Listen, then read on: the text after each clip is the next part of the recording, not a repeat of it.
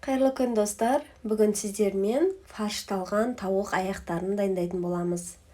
Бізге алдымен керегі тауық еттері терісінен сылып аламыз және жуа сәбіз керек. Ет тартқыштың осындай крупный насадкасы арқылы етімізді, сәбізімізді жақсылап тартатын боламыз.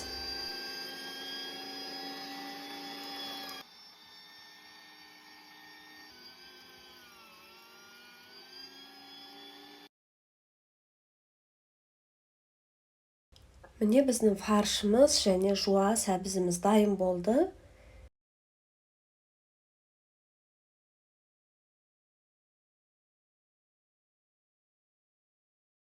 Екеуін бір-біріне қосатын боламыз. Бізге керегі дәмдеуіштер тұз, бұрыш, паприка және чеснок керек. Жақсылап қосып, біркелкі етіп араластырамыз.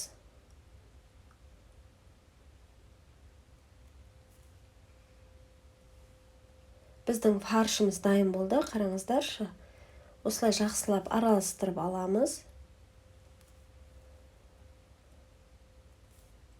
Жаңағы етін сылып алған тауық аяқтарының терісін осылай ақырындап жайып, ішін фаршқа толтыратын боламыз.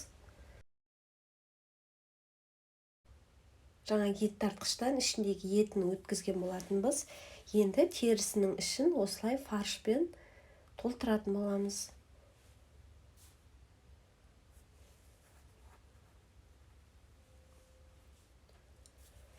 Осылайша ақырындап аузы жабылатындай етіп фарштарымызды салып, 4-5 аяқ шығарамыз.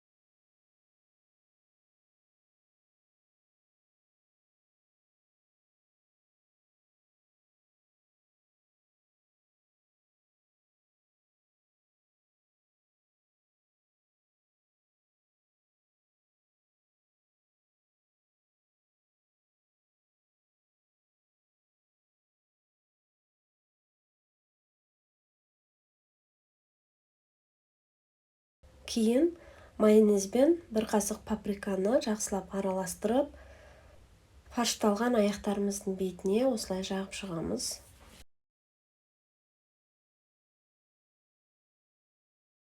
Барлығына біркелкі жағып шыққаннан кейін пешімізді 15-20 минут бұрын алдын ала қыздырып қоямыз. 180 градуста 35-45 минут аралығында пісіретін боламыз. Қараңыздаршы қыздар, біздің кешкі асымыз дайын болды. Өте керемет, ерекше тағам.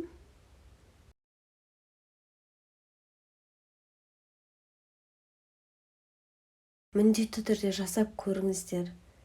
Сіздермен болған Бота, каналыма жазылуды ұмытпаңыздар.